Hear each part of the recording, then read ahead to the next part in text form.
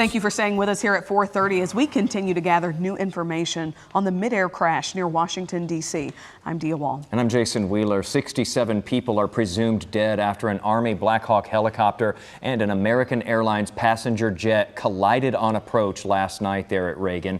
Now the grim task of recovering the remains of crash victims and evidence continues in those frigid waters of the Potomac River near Reagan National Airport.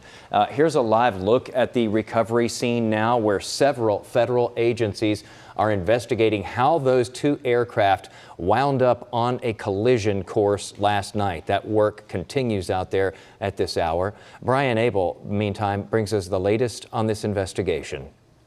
American Airlines says Flight 5342 from Wichita, operated by PSA, was on approach to land at Reagan National Airport when it and an Army Blackhawk helicopter from the 12th Aviation Battalion, similar to this one, collided in flight. It was a fairly experienced crew, and it was doing a required annual night evaluation.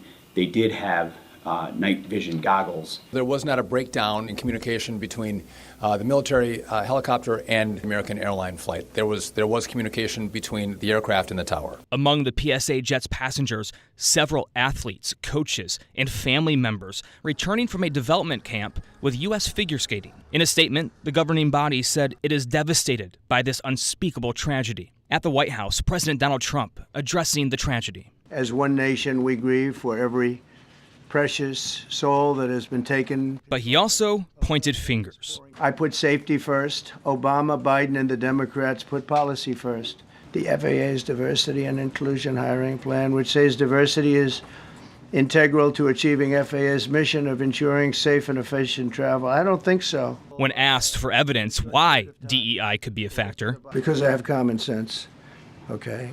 This morning, the president appointed a former senior aviation official as the FAA's acting administrator.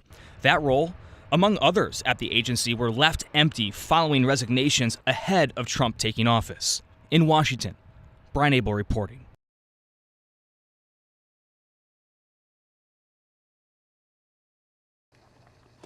The CEO of Fort Worth-based American Airlines expressed his condolences for those involved in the tragedy and for the families that lost loved ones.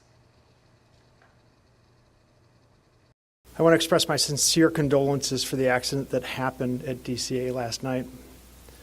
We're absolutely heartbroken for the family and loved ones of the passengers and crew members, and also for those that were on the military aircraft. Our focus right now is doing everything that we can to support all of those involved and also the PSA Airlines team. This is devastating. We are all hurting incredibly.